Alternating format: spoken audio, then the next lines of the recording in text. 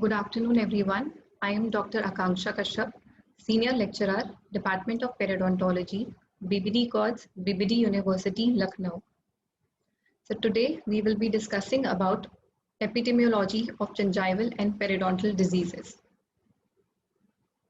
Epidemiology, it's a combination of three small words, epi, that is among, demo, people, and logy, which means study. By definition, it is the study of the distribution and determinants of health-related states or events in specified populations and application of this study to control health problems. So basically, epidemiology, it's the study of a disease or certain condition and its causative factors in a particular specified group of population, and then application of this study to control that particular disease. So what is the purpose of epidemiology? The main purpose firstly is to determine the amount and distribution of a disease in a population, then to investigate the cause for that particular disease, and finally to apply the knowledge, this particular knowledge, to control the disease. Hence, the ultimate purpose of epidemiology is to protect, promote, and restore health. Now, epidemiologic measures of disease frequency. There are certain epidemiologic measures by which the disease frequency can be measured. These include prevalence and incidence. What is prevalence? Prevalence is the proportion of persons in a population who have the disease of interest at a given period or point of time. Prevalence means it is the total number of persons in a particular population who are having a particular disease, and that too at a given or a specific point of time. So prevalence can be calculated by number of persons with the disease divided by total number of persons in the population multiplied by 1,000. So information about prevalence is useful in estimating the need for healthcare resources.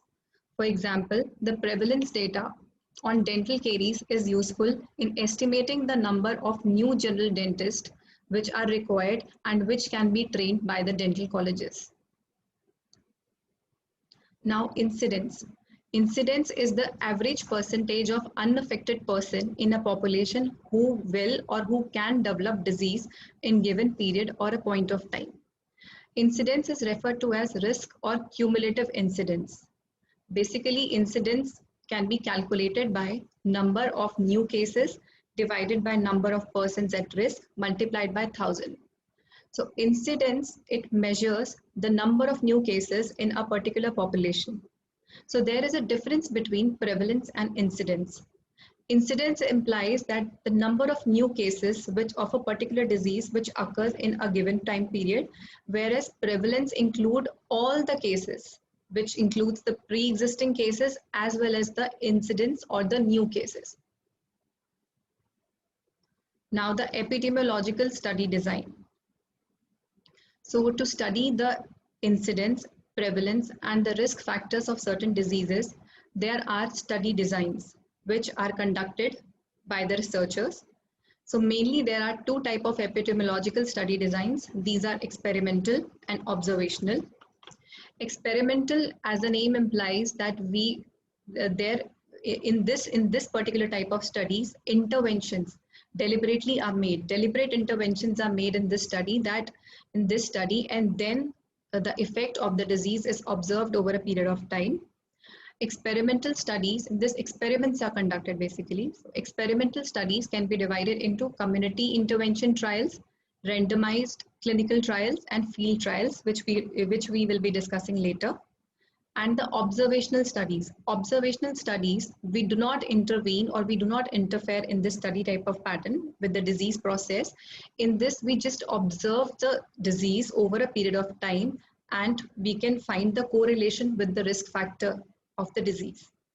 The observational studies are further of two types. These are analytical and descriptive studies. So descriptive studies, basically, they describe the pattern of disease occurrence in relation to certain variables. For example, person, place, and time. While analytical studies, these are used to analyze or to find out the outcome, or to find out that if the outcome or the disease is related to exposure or a risk factor. Now, cohort study. Example, it is an example of analytical study. In cohort study, basically the population is divided into two groups. These are exposed and unexposed groups. These exposed groups, these are exposed to any particular antigen or any particular condition, and unexposed group are not exposed to that particular condition. And then the study, the subjects are followed over a long period of time, and finally the development of disease is monitored, like if the disease is developed or not after the exposure. So this type of study is also known as exposure based study. For example, as you can see here, this is the group of smokers and these are the non-smokers. Smokers can be considered as exposed group, the persons who are exposed, and non-exposed or unexposed group are non-smokers. And then they are followed over a long period of time to assess the association between periodontal disease and smoking. So now you can see in the exposed group, 50% over a long period of time down the lane, it is determined that around 50% of the patients, of 50% of the cases, they develop periodontal disease. Whereas in unexposed group, when they are followed over a period of time, there's hardly 5% cases of periodontal disease. So this compares the outcome. So by this study, the cohort study, the incidence can be determined. So as discussed earlier, incidence means the new number of cases in a particular population of a particular disease. So here we can see the incidence of periodontal disease when they are exposed to, when the group or the population is exposed to a particular exposure or an exposing agent, like here it is smoking. So the smoking is associated with periodontal disease. So if incidence is greater in the exposed group, so then the evidence is that exposure is a risk factor for disease. So hence from this study, we can conclude that smoking is a risk factor for periodontal disease. But cohort studies have certain limitations because it is a longitudinal study, so it takes a long time, and also it is an expensive study and difficult to conduct. So coming on to another type of analytical study, which is case control study. In this type of study, there are two groups. There are again two groups, cases and control. Now cases are the individuals having the disease or the patients having the disease, and controls are the individuals who do not have the disease. But there should be proper matching between the two groups, which implies that if the cases are of any particular age group, then controls, they have to be in the same age group. Also, they should match in the socioeconomic status so that to prevent bias in the study. Now this study, it is outcome-based study design. It is known as retrospective study. Retrospective study as in the disease has already occurred. The disease has already occurred. Now from the disease, we are going to assess, we're going to take the history and assess the risk factor. For example, as you can see here, so these are the cases. These are the cancer patients, which can be considered as the cases, and these are the non-patients, which can be considered as controls. So now the association between cancer and periodontal disease or smoking. Basically, smoking here can be diagnosed or can be assessed if we take the histories. The patient is already there, the case is already there, the disease is there. We have to take the history, like we can take the history about the smoking, and then we can assess. It is seen that almost 50% of the cases, they used to smoke. So hence, smoking could be associated as a risk factor for cancer. And non-patient or the control group, there hardly any patient who used to smoke. So hence, smoking can be associated with cancer. So, but in this study, prevalence or incidence cannot be determined because the disease is already there. So there's no point of new disease. The disease has already occurred, the exposure has already occurred, but we are here to assess that is the exposure really associated, is the risk factor really associated with the disease. So this case control study, they provide an efficient way to investigate the association between exposure and disease. Now there are randomized control trials. This is an experimental type of study design, and this is used to evaluate the new preventive or therapeutic regime. Here, two interventions are studied in a series of individuals who receive them in a random order. For example, there are no cases or no control as such. The disease has not occurred yet. So randomly, we will allot the patients into two groups. Group number 1, which is the experimental group, and group number 2, which is the control group. And then even the investigator is not aware about the groups. So it is a randomization. It is a randomization technique. So this clinical trials also take a long time. They are followed over the time and they are difficult to conduct. Now, principles of diagnostic testings. So there are certain diagnostic tests to make the correct clinical diagnosis. For example, ELISA in case of HIV. So practitioners, they use these diagnostic tests to increase the probability of making correct diagnosis. So in dentistry, diagnosis of periodontal disease is basically made by assimilation of clinical and radiographic information, such as bleeding on probing, pocket depth, attachment loss, and bone loss. So now we are going to study the sensitivity and specificity. So this is the ability of the test to correct reading. To give a correct reading is indicated by the sensitivity and specificity.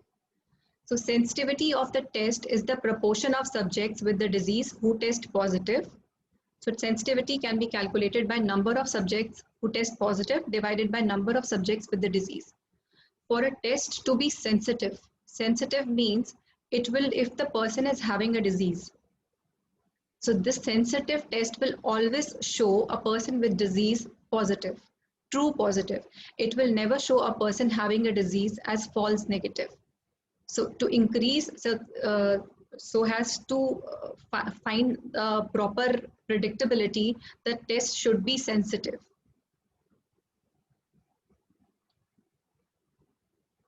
Now, the specificity of the test is the proportion of the subject without the disease who test negative.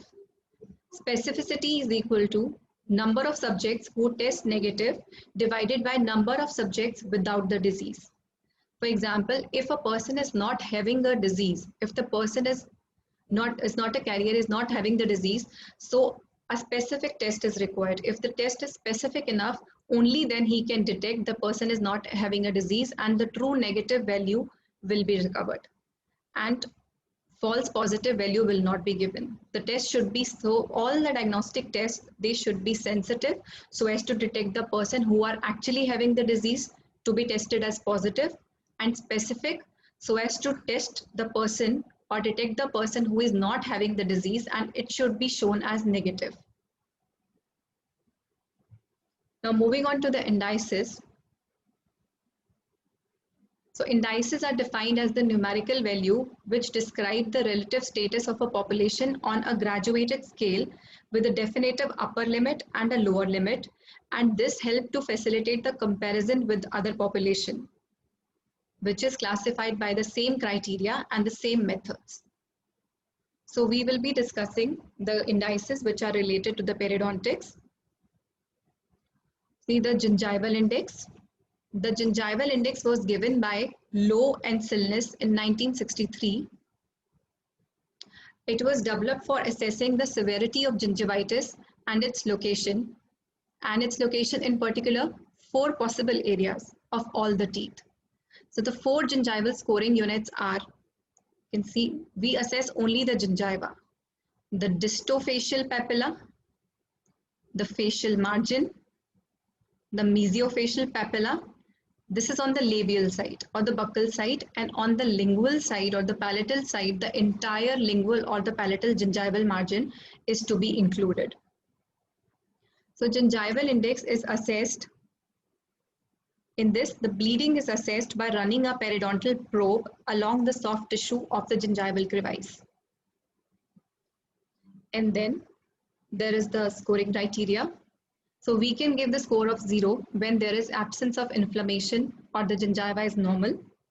Score of 1 when there is mild inflammation or slight change in color, or there is slight edema but there is no bleeding on probing. Then moderate inflammation, score of 2 can be given when there is moderate glazing, that is the gingiva becomes shiny, there is redness, there is edema, and there is hypertrophy. Along with that, there is bleeding on probing. And the score of 3 can be given when there is severe inflammation, where there is marked redness of gingiva, there is hypertrophy, ulceration, and which leads to spontaneous bleeding. The gingiva of the patient bleeds spontaneously. The patient will say that whenever he eats, there is bleeding, or whenever he speaks, there is bleeding. So that score can be assigned. The score of 3 can be assigned in that particular case. So then for all the teeth, for a particular teeth, we have assessed the 4 surfaces. Example, we have assessed the 4 surfaces of the teeth, that is a score of 0 when there is absolutely 0, no inflammation, then score of 1, then score of 2 when there is presence of bleeding on probing, and score of 3 when there is spontaneous bleeding on probing. So then we can add the tooth, adding the tooth scores of all the 4 surfaces and dividing it by 4, and then adding all the tooth score divided by number of the teeth included. So then by that we can assess the gingival scores which fall in the range of mild gingivitis, moderate gingivitis, and severe gingivitis. There comes next is the modified gingival index, which was given by Lobin in the year 1986. In this index, the probing of the gingiva was eliminated, and the criteria was also, there was also certain changes made in the criteria. Score of 0 was given when there was a normal gingiva, there was completely absence of inflammation. Score number 1, mild inflammation. Now mild inflammation in this criteria was divided into 2 types, into 2 scores, score number 1 and score number 2.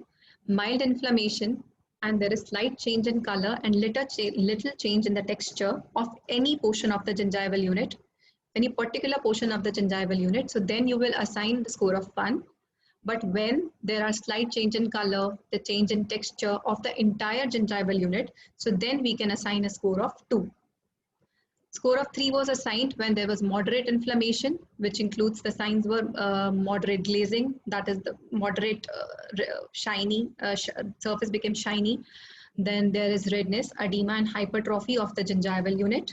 And the score of 4 was assigned when there was severe inflammation, that is there was marked redness and hypertrophy in spontaneous bleeding or ulceration of the gingival unit. Now another index is plaque index. Plaque index, it was given by Silnes and Lowe in 1964. It is the most widely used plaque index. There are certain index teeth which includes 1-6, which include 1-6, 1-2, 2-4, then 3-6, 3-2, and 4-4. These are the index teeth which were included.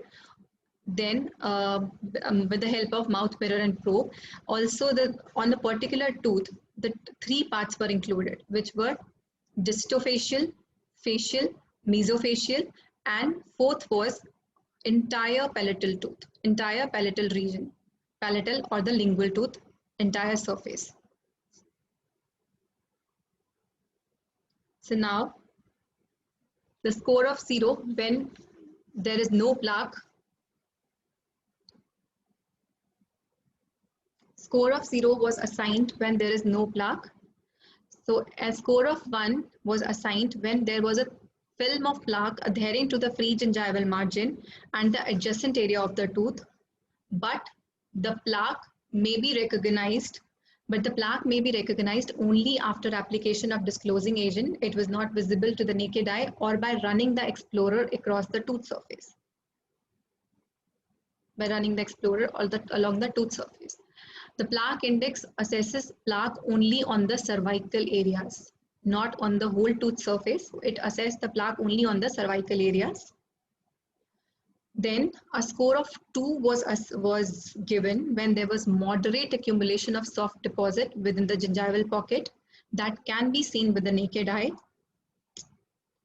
or on the tooth gingival margin. This could be given a score of 2. Then a score of 3 was given when there was abundance of soft matter within the gingival pocket and or on the tooth and the gingival margin. You can see abundance of plaque. Then accordingly we can mark the plaque score, plaque index.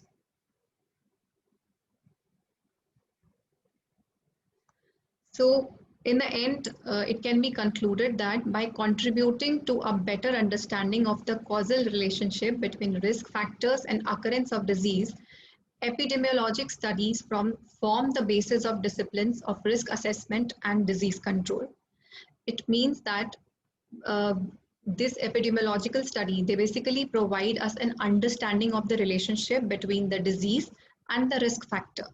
And by knowing or by understanding this relationship, we can assess the certain individuals. For example, in periodontics, we can assess certain teeth from our dentition, which are at the risk of disease, which are at the risk of development of the disease. And finally, by assessing the risk, we can help in the control of the disease. Thank you.